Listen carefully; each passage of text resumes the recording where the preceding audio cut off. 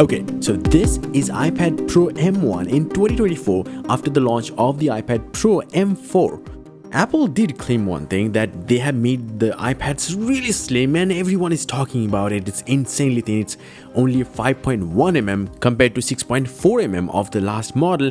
But there is a big catch. They're not wrong though. The 11-inch model is 5.3mm only, the current M4 model. But the one I'm holding is actually 5.9mm.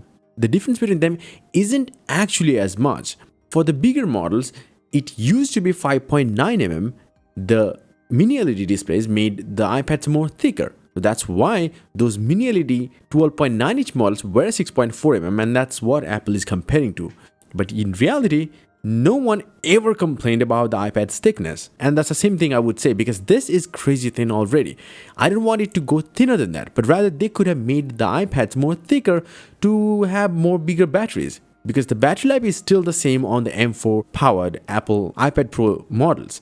And that's kind of disappointing to me, because the battery life on all of these iPads never been great. For the first few months, without any updates, they will be pretty good. But after that time, once you start updating the device will get slowed down, will be heating up a lot more, and over time the battery health will go down regardless of how big of a battery it is. And the battery life performance is gonna be really bad. For this iPad, it's really bad. I mean, it's gonna give me like 4.5 hours max if I push it too much. Now, the too much also comes with a cost, kind of like this. If you are at a higher brightness, which you have to be on this M1 iPad Pro models, this LCD models I would say, because they have the peak brightness of 600 nits only. Whereas the mini LED panels had over 1000 nits, or at least 1000 nits of manual high brightness. But the problem is, they didn't upgrade the brightness from the last model. That's something that they didn't say on the stage. The 1000 nit typical manual brightness and 1600 nits of peak brightness is similar to the last Retina XDR mini LED panel. It's identical. The only difference is this time it's OLED panel, and that was a mini LED LCD panel. That's the difference. And another thing you can come up and say that this year they reduced the bezels slightly. For example, the 11-inch model now has 84.2% screen to body ratio compared to my M1 iPad Pro's 82.9. That's for the 11-inch model. But the 12.9-inch model, there is a slight reduction, but you're not going to be seeing that as much because it's 85.4 of the lastest model versus 86.9. But it is nowhere as good as the Samsung's Tab S8 Ultra or Tab S9 Ultra, which has crazy thin bezels. If they do it, then do it the best way. This is not the best way. So these are something that you have to keep in mind. And they still offer the same ProMotion display and same everything. So where is the difference? I mean, my iPad Pro M1 still is very color accurate and it does amazing job, and I don't have to deal with PWM at all. Like whether it is a good PWM or bad, I don't have to care about it because that's not something that you have to deal with LCD panels. So in that scenario, the mini LED and LCD panels are better. But also the OLED comes with its own pros, like the deep blacks. That's just a pure win. And also the saturation is going to be slightly more better. The colors will pop more. That's definitely. Yeah, I would say on my iPad Pro, I'm kind of frustrated with the brightness thing. It's too little. Whenever I'm at a very brightly lit place, the iPad Pro gets warm pretty easily, and then it lowers down the brightness manually. It's just that's kind of bad. But everything else other than that is fantastic on this iPad Pro too, even being this old iPad Pro at this point. Now you might be thinking then the performance is a big deal. Yeah, but the same story they said about the M1 iPad Pros too. And believe it or not, I have seen slowdown or lags or heating issues with the M1 iPad Pros now that used not to be when the iPad was launched with the iPadOS 15. So with time, with more updates, this M1 iPad Pro doesn't perform as good. This pattern is not new to me. I've been seeing this thing with all the iPads I bought in my life. But still, overall, if I don't push it too much, the performance is very much crazy. I mean, this iPad can still take advantage of that whole performance. But when I push it, like maximum brightness, LumaFusion exporting, and doing something even more intensive somewhere else, like playing a game or something like that, yeah, this iPad Pro will show its lagging performance. Yes, the export time, if you're talking about the LumaFusion app with the newer M4 chipset, will be much more better. But how much difference that will make in my day-to-day life? Nothing, even being a YouTuber. The same way, the RAM and storage, though, may be faster in this time, but it's not that different of a configuration. It's but only thing that is different is that there is no 128 GB base model. It starts with 256 only. That also means you have to pay quite a lot higher price. But I will come back to that later. Now, the next thing that I think of is the cameras. It does have a good 12 megapixel camera, good enough to take photos of the documents, and a 10 megapixel ultra wide angle camera, which is missing on the newer models. Even though ultra wide angle is not something that I've used at all, but the thing is they have removed it without saying anything, even though it probably had a space for that, is kind of annoying. Like, why did it in the first place then? But other than that, it's just very much similar, and we don't need to complain about that. The only thing that I would probably say is better is the Face ID placement, and the same thing about the selfie camera. That placement change is quite a bit new to the iPad Pros, and it's pretty welcome feature. And one weird thing that if you just look at it, this iPad Pro, the M1 iPad Pro I'm holding, has USB Type-C Thunderbolt 4 port, okay? But the newer models has USB-C Thunderbolt 3 port. I don't know why they did it. Like, this is weird. They're doing it. And as I said about the battery life, the 11-inch model has 7,538 mAh battery or 28.65 watt-hour battery compared to 31.29 watt-hours on the newer model. But the battery life they're claiming is very similar. So you will expect the same kind of battery life. If it would have been much more, then Apple would have claimed that on the stage. So they didn't, means it's the same story. Also, you have to think about deeply when you're thinking about the Apple Pencil, because this model, the M1 iPad Pro, supports the Apple Pencil 2, whereas the newer model actually only will support Apple Pencil Pro, which is not backwards compatible because of the charging connectors and all of these things. So it's not going to stick to the side frame, and then it will not charge, blah, blah, blah. There's so much problems and it doesn't work. So yeah, that's a bit of problem.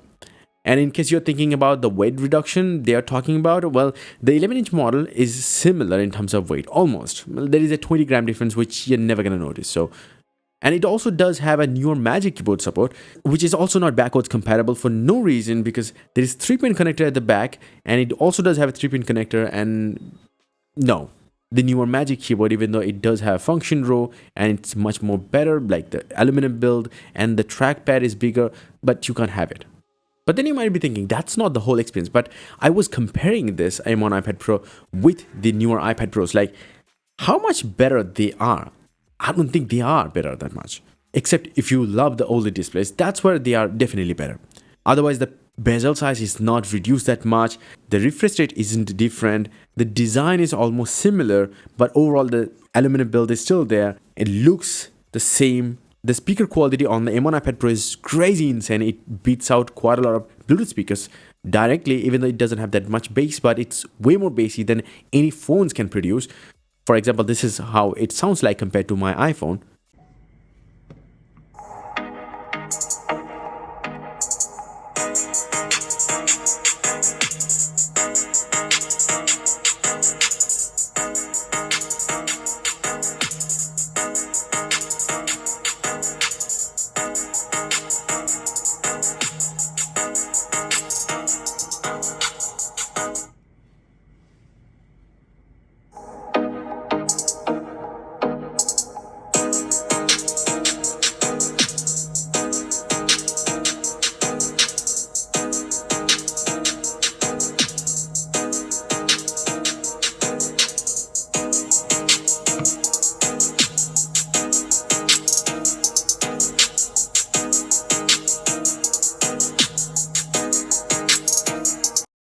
The USB Type-C is a downgraded one now.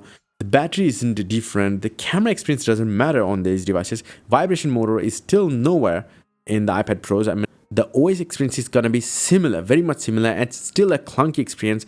I am using this iPad Pro as my main device. I make money out of this device, yet I have to struggle every other day. If I stay in that kind of zone where I don't have to flex too much, yes, this iPad Pro still will do most of this task. But if I try to do anything more, if I try to just make it as a laptop replacement, even somewhat, then it is just gonna give up immediately. Even though the Apple Pencil Pro is a much better upgrade over the last model or even the Magic Keyboard, but they are not backwards compatible. So that's another thing. So that's a lot of extra spending if I upgrade from this iPad Pro to that iPad Pro.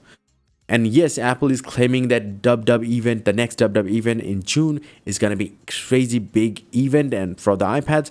But we will have to wait and see. If they put macOS in it, then all of these things will be kind of justified. If not, there's no point. But that's a different video for another time. I see tons of bugs in the iPadOS operating system, just like iOS. And then the price. I got this for a lot cheaper. I've spent what, 960 bucks or so in my market. Now, if I have to spend, I have to spend over 1,200 bucks for the 11-inch model, and for the 12.9-inch model, about 1,500 bucks. That's a big money. Now, if I have to talk about the launch prices in the US, then it looks like this. The M1 iPad Pro launched at a price of $799 for the Wi-Fi model, and for the cellular model, the 11-inch I'm talking about, is about $999, 200 bucks again.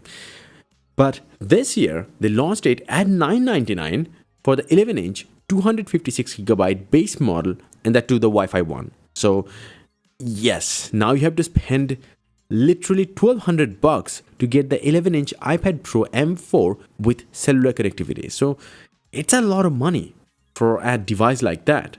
So for those who uses this as a tablet, it's fine. Everyone else, just stay away. Here's the thing I would say about the M1 iPad Pro. It still does almost 95% or even 99% of what I want from an iPad Pro at this point. Even after looking at the M4 iPad Pros, I would stick with that. I have no need of that. The display is something, the display brightness is something that still kind of bugged me quite a bit, but indoors, problem. It is not a problem.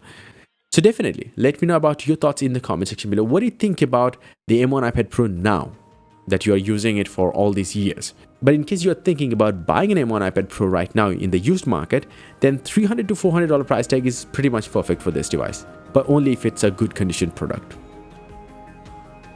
And yes, if you feel like you need some really cool wallpapers for your devices, whether it's a tablet or a smartphone or even a laptop, well, I have some crazy cool 8K wallpapers, stunning designs, and amazing colors. Visit my website, joindavid.com, link down below.